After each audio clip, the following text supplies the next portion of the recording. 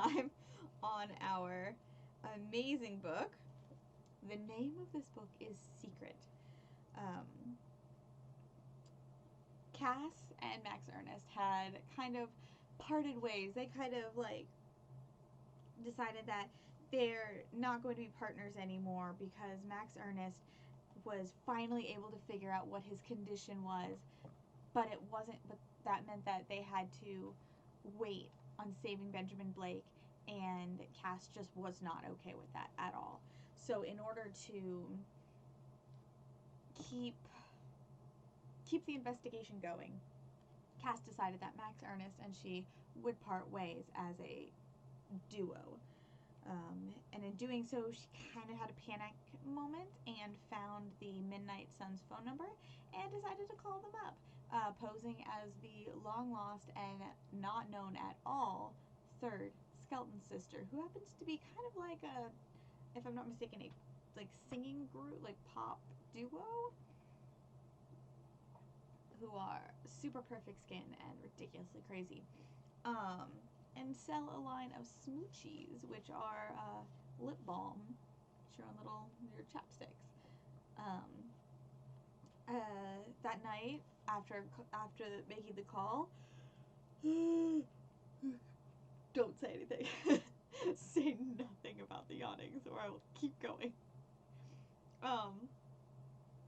Cass was able to go to the Midnight Sun, and that's where she saw Dr. L as Miss Mabus was sleeping. There, she was shown to her room after they searched her bag to make sure that there was nothing in there that would impede the sense of relaxation at the Midnight Sun. And that is where they met Owen, who Owen is her kind of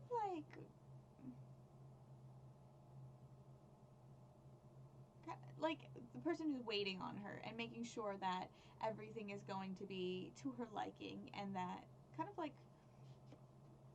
her own personal butler. That's the word I'm looking for. Her own personal butler.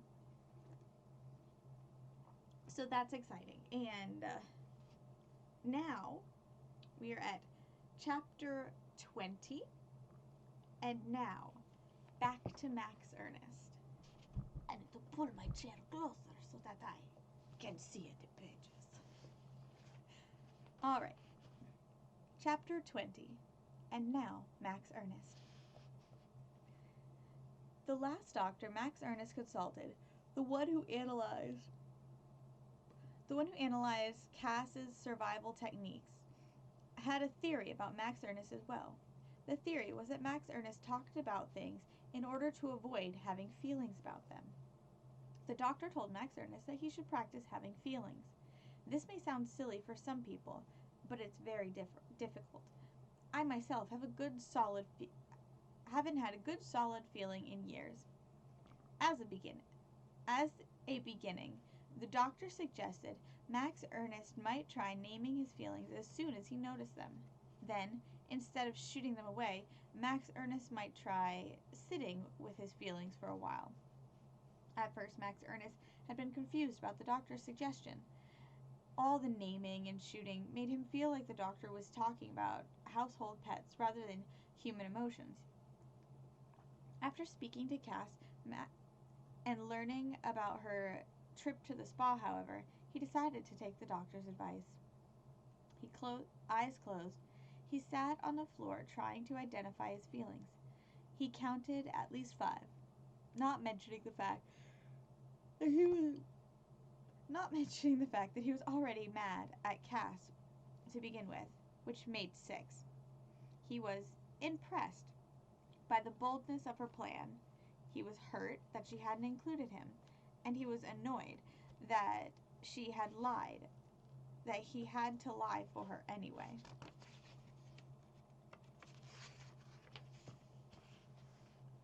He was jealous that she would get to have all the excitement, and he was worried that Miss Mabus would discover who Cass really was. I know we're not supposed to be collaborators anymore, but I wanted someone to know that I was going through. I know that we're not collaborators anymore, but I wanted someone to know that I was going to the Midnight Sun, in case they figure out who I am and never come back, Cass had said, by way of explaining her call. If they kill me or something, tell Mom not to get mad at my grandfathers. They didn't know I was going, so it's not their fault if I die. After mulling it over, the conversation for several hours, it did occur to Max that he knew she was going to the Midnight Sun. Therefore, if something happened to her, it would be his fault. He couldn't tell whether that made him feel guilty for not doing anything to stop her or angry at Cass for putting him in such a difficult position. He thought about calling her back and telling her all about his different feelings. Her phone number was right here on his phone. He could call her by hitting one button, but he didn't. He stared at the number, suddenly realizing what it meant. Cass's number must have popped up in the spa's phone too, which meant Miss Mabus must have known it was Cassandra and not the Skeleton sisters who had called. And she had let Cass make the reservation under the skeleton's name anyway. It was a trap. It had to be. Quickly, he called Cass's number, but nobody answered. He tried again and again, and when she hadn't answered, after 10 attempts at reaching her, Max Ernest was overtaken by another emotion altogether: fear. I'm going to go ahead and read another chapter because that was super, super short. Chapter 21. When Cass awoke, it was dawn. She sat upright in bed, furious with herself. A whole night had passed, and she hadn't even begun to search for Benjamin Blake. Hurriedly, she slipped into her damp boots. She had slept in her clothes and headed to the door. She only stopped so she could get a good look around before the spa was awake. Then she became aware of the polite but persistent tapping at the window. For a second, she had wildly hoped and thought that it might be Benjamin himself trying to contact her in secret. But it was only her butler. Owen entered, bowing slightly and carrying a tray that held a tall glass of bright green bubbling liquid. He wished Cass, or rather Miss Skelton, as he continued to call her, a good morning, and put the tray down on the table in front of her. "What's this?" asked Cass. "A smoothie?" "It's an elixir, Miss Mabus. Has one brewed specially each day for each guest. I don't know why you got emerald. Your sisters always get pink." This time, Cass didn't flinch at the mention of her supposed sisters. Instead, she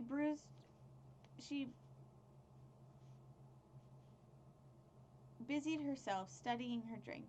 Shiny specks swirled in the bubbles. "Is that gold?" she asked. Owen nodded. "Miss Mabus says gold promotes long life. It never tarnishes."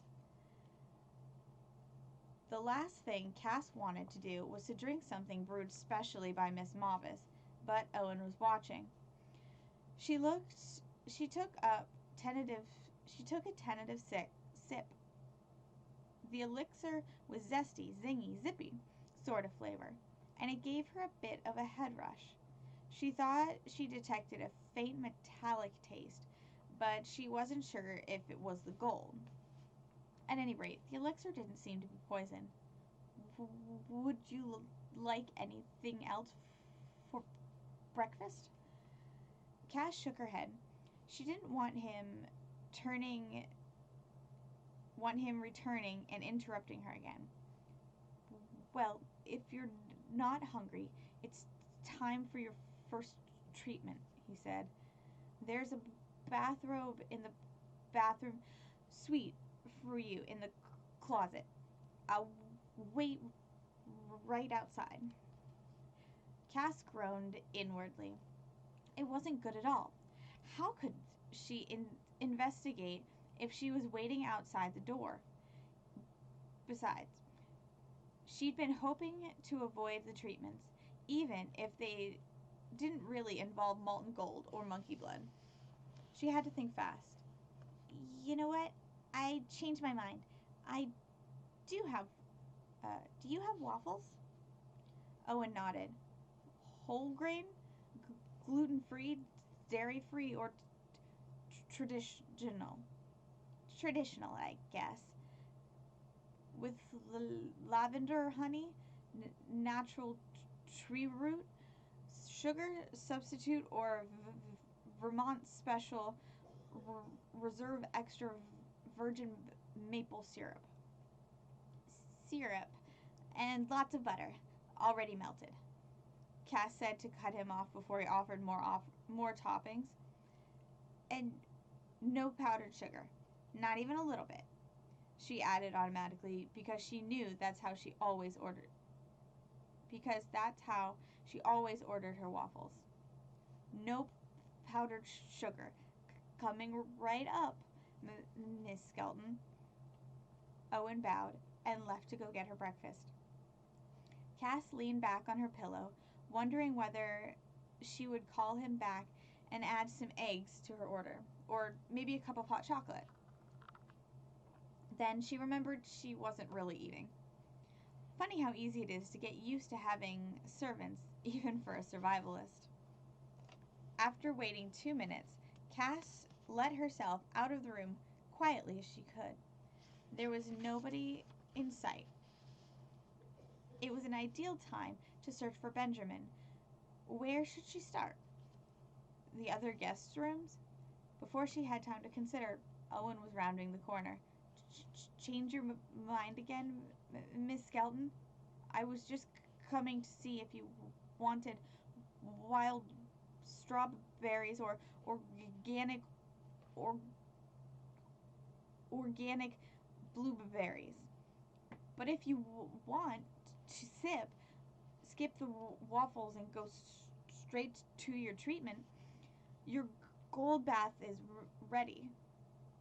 Her gold bath? Owen said it with such nonchalance it couldn't possibly be a lethal cauldron of molten gold. Or could it? Perhaps the workers of the Midnight Sun were so used to seeing children boiled alive that they were completely biased about it. Blazed. I don't know what that word is. Huh, interesting. Are you familiar with the word nonchalant or blaze? See, I love this book.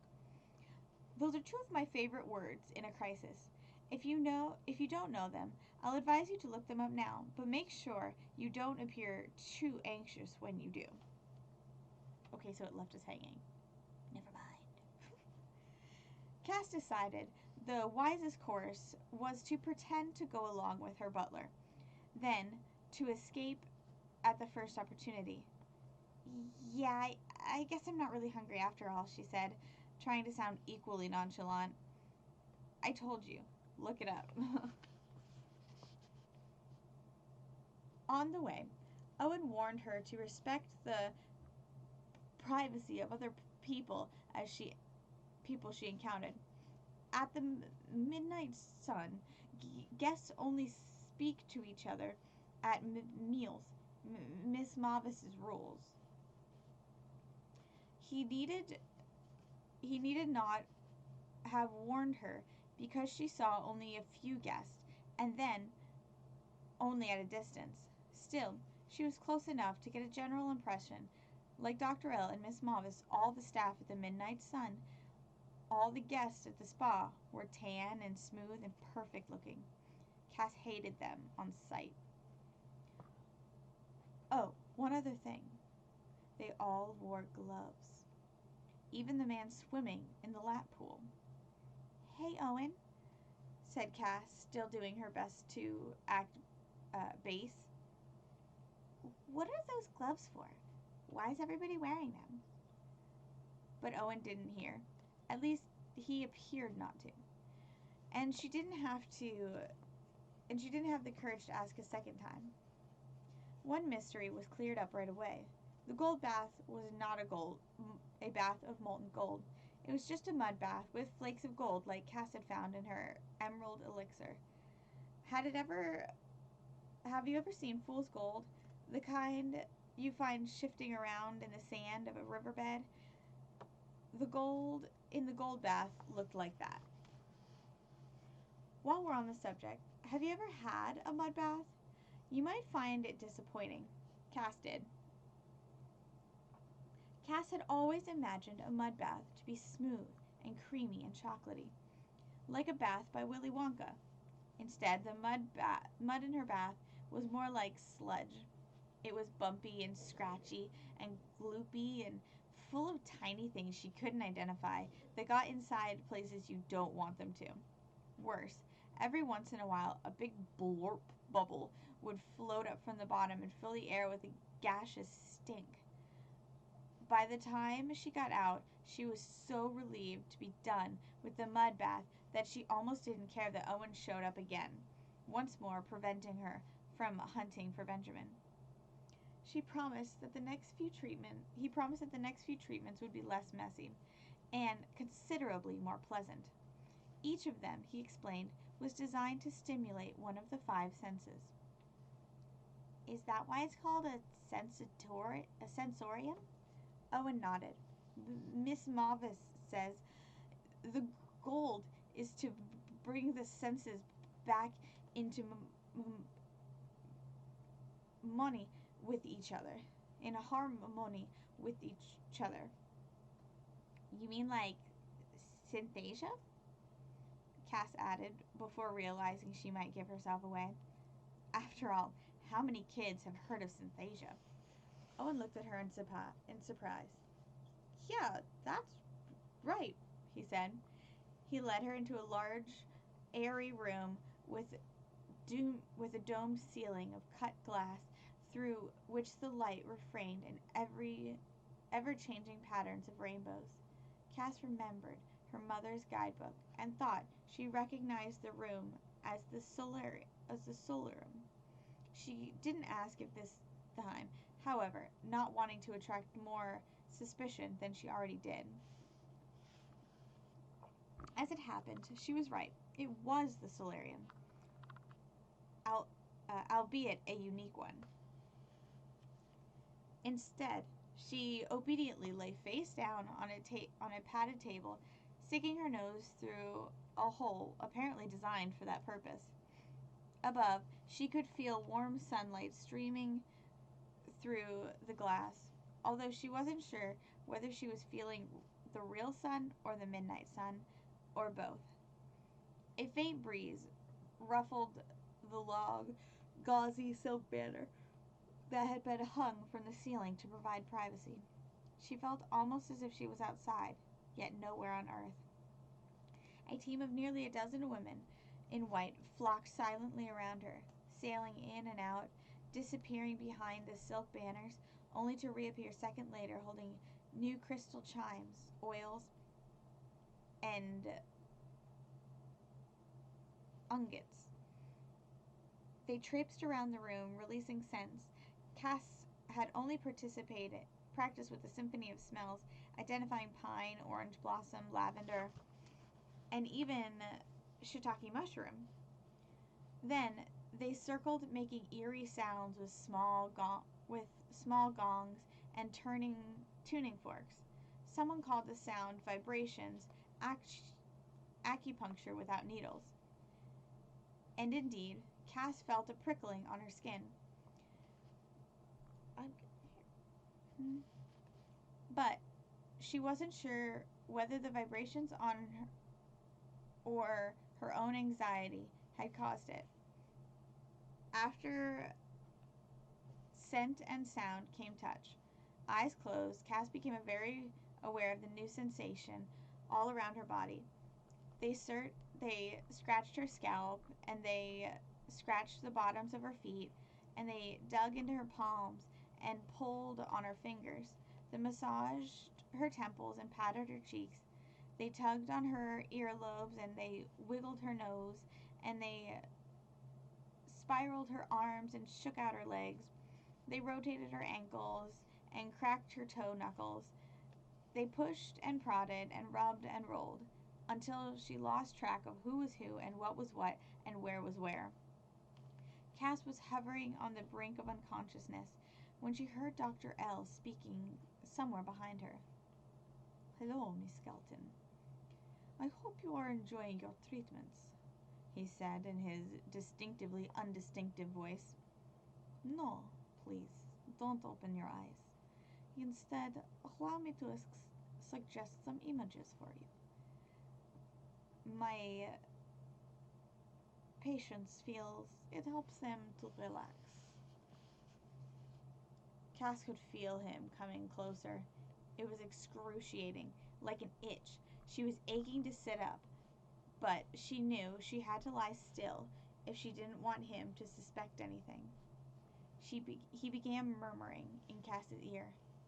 "Think of the light of the midnight sun. It's warm, bright, welcoming. Can you feel it? Good. Now, imagine yourself floating towards the light. You're like a speck of dust in a sunbeam. That's right. Floating. Softly. Floating." Cass told herself not to listen. The important thing was to stay alert. But there was something lulling about Dr. L's voice. His words slipped her into consciousness without a ripple, as if they were her own thoughts. "All of your worries you carry with you," he continued. "Let them go. Those fears about crimes and disasters and emergencies, they're drifting away. They're gone. Gone. You don't need to prepare for anything here. We're taking care of everything for you. You are safe. Perfectly safe." Let's repeat that word, shall we? Safe. Safe. Safe. Cass found herself almost unwittingly repeating the word. Safe. Safe. Safe. Good. Good. Now, I am going to ask you questions. We ask all our patients, so we can better help them. All I want you to do is answer honestly and truthfully. Can you do that? Cass murmured her assent. Wonderful. The question is, why are you really here? Dun, dun, dun. Chapter 22. Caught. Cass opened her eyes with a jolt. She was still on the massage table, but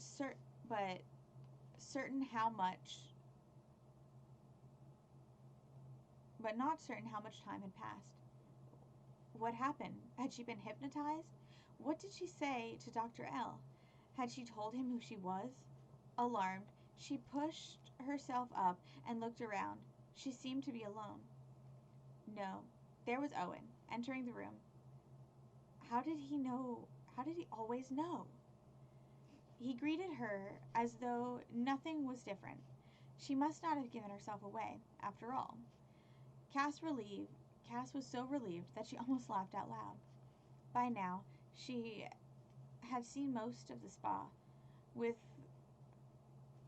notable exception. After Cass was dressed, she asked Owen what was inside the pyramid. Nothing, he answered quickly. Just a lot of rocks. I wouldn't go in there. She shrugged agreeably. But of course, his answer only increased her curiosity, and this time she vowed she would not be so easily distracted. Yawning, dang it, she told Owen that she was tired after all her treatments. There it goes. That she was tired after all her treatments, which was true, and that she needed to rest, which was also true. She said she could find her way back to her room without him. True, too. Why didn't he take a break for now and check on her later? She was going to take a short nap. False. I don't know. I'm not really supposed to. You're my butler, right? Aren't you supposed to do whatever I say? He nodded. Well, then I'm ordering you to go relax. But if I could go relax, I won't be allowed to follow your orders, will I? Cass looked at him to see if he was serious. He smiled. They both laughed, and suddenly Cass felt not only she had a butler, but a friend. It was on the tip of her tongue to tell Owen why she was really at the spa. Did he know about Dr. L and Miss Mabus, she wondered? Could he possibly be as evil as they? She didn't think so, but she decided it was better not to risk anything. The way back to her room was through the hot pools, so Cass went in that direction, in case Owen was watching. She figured she'd change course as soon as she was hidden by the steam. But as she was just about to veer off to the pyramid, she heard a loud sigh and nearly slipped on the wet floor. She peered down at the pool in front of her. A woman was floating on her back, her round pink face bobbing in and out of the bubbling water, as if she were swimming in a giant pot of soup. It was Gloria Fortune, real estate agent for the dead. What was she doing here? Earlier, Cass had feared Gloria might have joined her clients in the afterlife, but, under the circumstances, stumbling upon her alive was almost more alarming than stumbling upon a corpse. If Gloria had recognized her, it would all be over. Luckily, Gloria's eyes were closed. Cass backed away as quickly and as quietly as she could. There was no time to lose. At any moment, Gloria might pop up again, this time with her eyes open, and identify Cass. She had to find Benjamin and get out of that spa right away. The night before, the lamp on top of the pyramid had shined so brightly that it could have been daytime. Now, in the light of the afternoon, the lamp was dim, its flame a bare flicker, and the spa was in the shadows, so dark it could have been evening. It was as if the spa existed in its own alternate time zone, in different laws of a physical universe. The shadows allowed Cass to cross the open courtyard in relative safety, but when she reached the reflecting pool that surrounded the pyramid, she had to step out into the open. The reflecting pool, she now realized, was no pool at all. It was a moat, and the drawbridge was standing upright, blocking the entrance to the pyramid. Her only hope of getting inside was to find an underground passage. Where would the passage let out, Cass wondered? If there even was one. From the back of the pyramid, she traced an imaginary line to the nearest building. She marked the spot likely to hide the entrance underground. Turned out, the building was one of the few Cass had not entered yet. Like the others, it was designed very simply around a single central corridor that stretched from one end to the other. But here, the atmosphere was suddenly more luxurious. A long, narrow, rich richly embroidered rug, such as you might find in a throne room, lay atop the stone floor, intimidating to step on, and it nonetheless allowed Cass to walk the length of the corridor in silence. She must have passed half a dozen doors, all closed and all painted a deep royal blue, before she saw one she wanted. In the corridor, in contrast to the other doors, it was covered in gleaming gold leaf, and it had been left ever so slightly ajar. She put her ear against the door, but didn't hear anything. Dare she? She had to. It was her only chance. Cass cracked the door open and stepped back in fright. The room behind the door was occupied by hundreds of people. Or was it? She looked again. The room was empty, save for hundreds of reflections of herself. Nervously she entered. Mirrored panels covered all the walls as well as the ceiling, creating the illusion of an infinitely expanding space. Even the marble floor had been polished to a reflective shine. The giant octopus-like chandelier Cass's grandfather would have identified as a Venetian glass hung from the ceiling and was reflective in the many mirrors, so that it seemed to be replicating in all directions. A long, backless couch, upholstered in golden silk, Cass's grandfathers would have called it a daybed, and noted that it was in Napoleonic style, and a small desk plated in silver completed the picture. Cass immediately recognized it for the room it was. It was the private office of Miss Mabus, cold but deceptively glamorous, like the woman herself.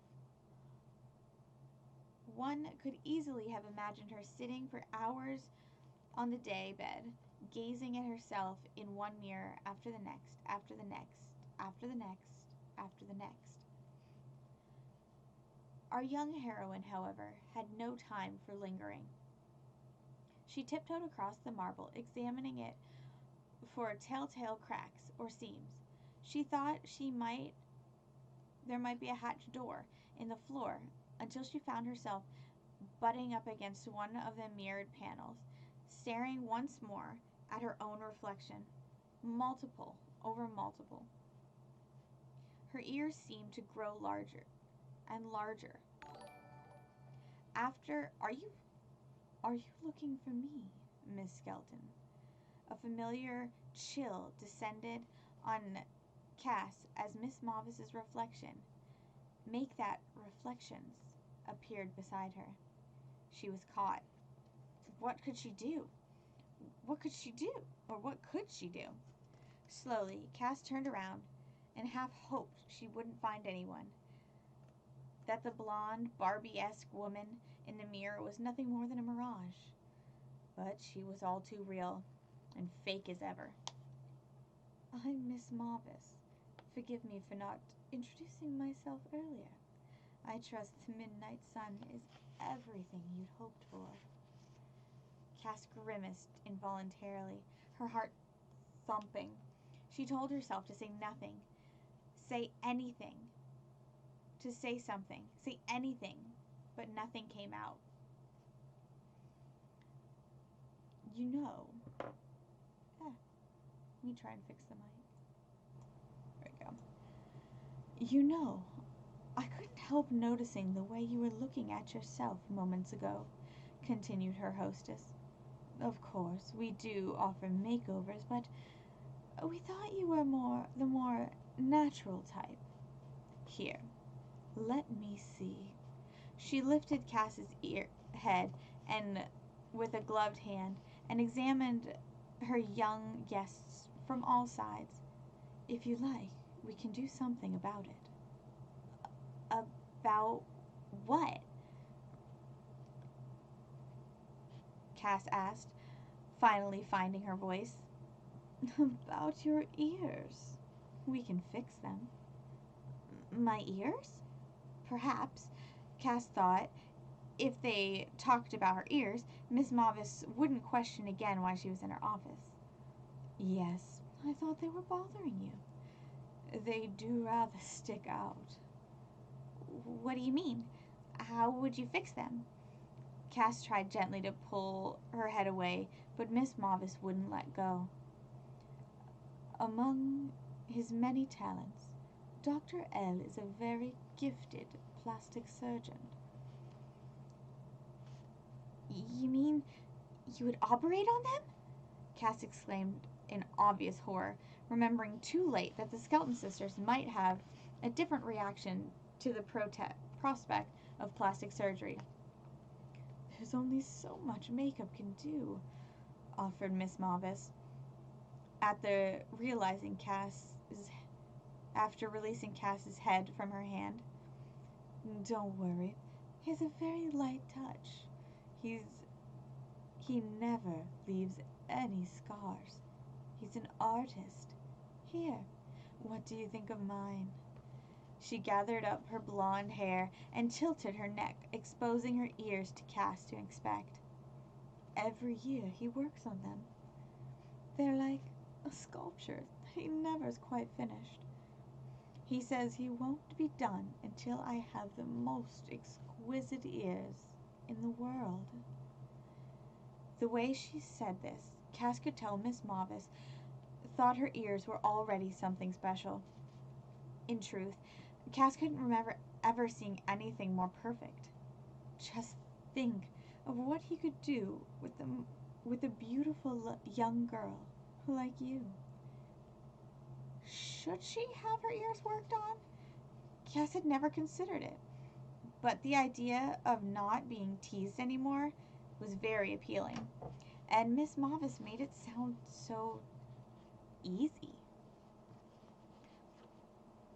Your mother doesn't have ears like yours, does she? Wouldn't you like to look more like her? How do you know? You haven't met her, have you? Cass asked, momentarily unsure whether they were talking about the Skelton sisters' mother or her own. No, of course not, Miss Mabus laughed. I just thought, well, she got married, didn't she? And what man would marry a woman with ears like yours? Suddenly, Cass could feel herself burning with shame and anger and a deep sort of hatred that she was certain her ears had never been so red. But Miss Mabus appeared not to notice. Well, you don't have to decide now. Come. She grasped Cass by the arm, making it impossible for her to even think about looking for Benjamin. It's almost time for dinner, and we have a surprise for our guests this evening. Chapter 23, A Surprise Guest. And remember, guys, little goals, big old dreams. Bye, guys. Mwah!